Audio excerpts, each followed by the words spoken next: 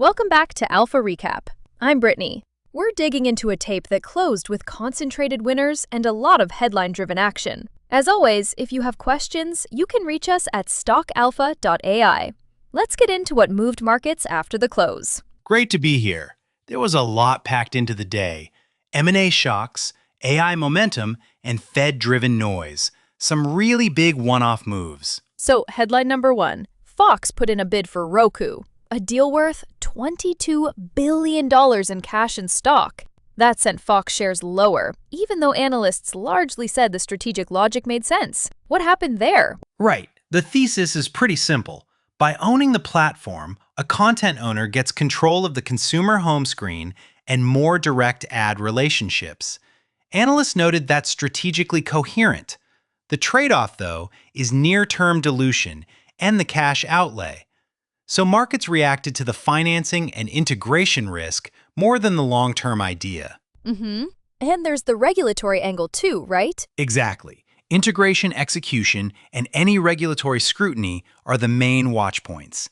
Analysts are watching filings for deal structure, break fees, and antitrust language. It's a classic strategic move, but not without execution risk. Switching gears, we saw a handful of wild single-name moves rather than a broad sector rotation. One smaller company jumped about 19.6% to roughly $192.50 on heavy volume. Rackspace spiked about 21% after announcing a partnership to deploy AMD chips in AI data centers. SpaceX popped about 11% pre-market after some jaw-dropping comments. Your take? So, what really stands out here is the concentration. Rackspace's rally shows how hardware partnerships can act as demand triggers.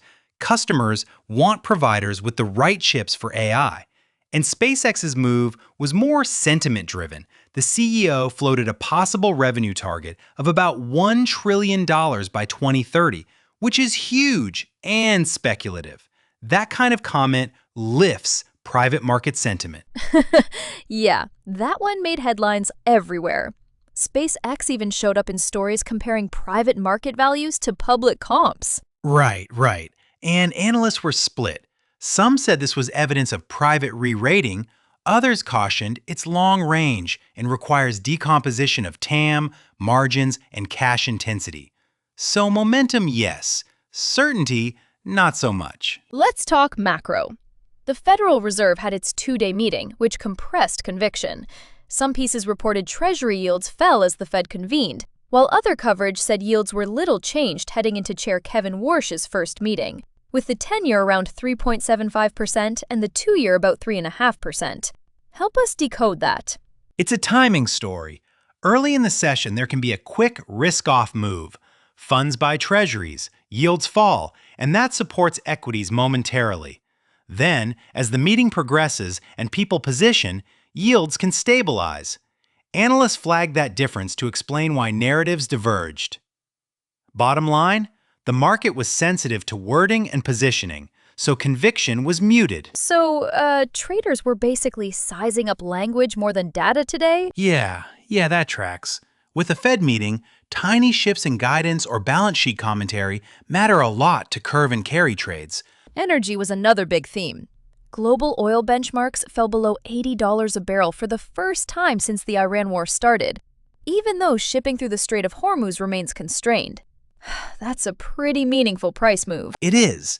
When crude slips under a psychologically important level like $80, it compresses revenue expectations for producers and eases some near-term inflation pressure. But the geopolitical risk keeps a premium in play. Analysts are watching inventories, refinery activity, and tanker traffic through Hormuz to see if the drop continues or reverses. And yet, some energy names have already had strong runs. Matador Resources was cited at about $51 after a 6-month gain of roughly 23%, outperforming the broader market. How do analysts reconcile that with lower crude? That's the debate. Some say equities reflect forward-locked contracts, cost control, or company-specific momentum. Others point out these names have higher beta to the commodity. If oil stays sub $80, producer earnings could be pressured. So opinions diverge on sustainability. Let's dig into the cross-cutting theme everyone was talking about. AI reshaping adjacent hardware and services. Madison Investments flagged Texas Instruments as a beneficiary. Rackspace announced the AMD deal, and analysts broadly said AI is changing revenue and margin expectations. What's the practical implication for investors? I mean, when you step back and look at this, AI is creating structural demand for compute and networking gear and for certain services. That's good for chip designers, OEMs, and cloud providers if the demand is real and sustained.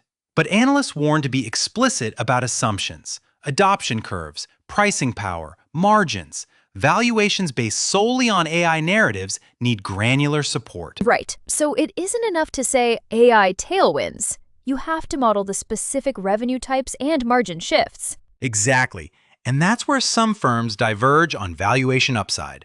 A design win is positive, but it doesn't necessarily translate to sustained share unless you see order backlogs and contract terms. Short reaction. Analysts were generally aligned on a couple of points, but split on others. Quick hits. Analysts agreed the Fox-Roku logic is sound. AI is a material demand driver, and the Fed meeting increased short-term event risk. They disagreed on Treasury yield direction, how much SpaceX's lofty forecast should be priced now, and how resilient energy equities are if crude stays lower. Honest answer? I was a bit surprised by how much single-name headlines dominated the tape versus any broad sector rotation. Let's go through practical implications by investor type. Short-term traders, growth allocators, income investors, energy players, and macro managers. Start with traders. Short-term traders and momentum managers benefited from the headline concentration. Event-driven moves, like that roughly 20% pop in Rackspace or the 19.6% jump we saw in that smaller stock, reward quick sizing and tight stops. Liquidity and stop placement matter more in these setups. Growth and thematic investors? For growth investors, the day reinforced AI narratives. But analysts cautioned that valuations based on disruptive stories require explicit adoption and margin assumptions. This is where model discipline matters. Income and value investors. Where did they land? The Fox-Roku deal raised questions about dilution and capital allocation for media players. Lower or pausing Treasury yields affects discount rates and relative attractiveness of yield-bearing assets versus equities, so income-focused portfolios were reevaluating positioning. Energy investors? With oil below $80 a barrel, near-term cash flow expectations for producers were trimmed in models. Names that already rallied are more exposed if crude doesn't recover. Analysts argue some stocks may be momentum-driven rather than fundamentally re-rated. And macro and fixed income managers? The Fed meeting was the headline for them. Small wording shifts can move the 2-10 spread and carry trades. Analysts said to watch the post-meeting statement and any press conference language for clues on balance sheet policy. Quick checklist for the next 48 to 72 hours. What are you watching? First, Fed language and share wash commentary. Treat early moves as positioning. Second, documents and regulatory commentary on the Fox-Roku deal. Third, AI infrastructure cadence, more hardware partnerships, design wins, and AMD order data. Fourth, commodity flow signals, tanker traffic through Hormuz and inventory data. And fifth, any corroborating private market revenue signals from SpaceX that back up lofty forecasts. So, bottom line, today was a headline-driven tape with concentrated winners and a big emphasis on parsing claims versus measurable data. Final takeaways? Analysts broadly agree the Fox-Roku deal makes strategic sense but brings short-term dilution risk. AI is materially reshaping hardware and services demand, but valuation implications require explicit assumptions. The Fed meeting compressed conviction, so expect event-driven sensitivity, and energy faces a tension between lower crude and company-level momentum. That gap creates room for debate. Great summary. Quick reactions. Short ones. Markets closed mixed, but with concentrated winners. Yep. Right. That's it for today. If you have questions about anything we covered, head to stockalpha.ai, where you can ask us directly and we'll answer live. For more market analysis and insights, visit stockalpha.ai. Thanks for listening to Alpha Recap.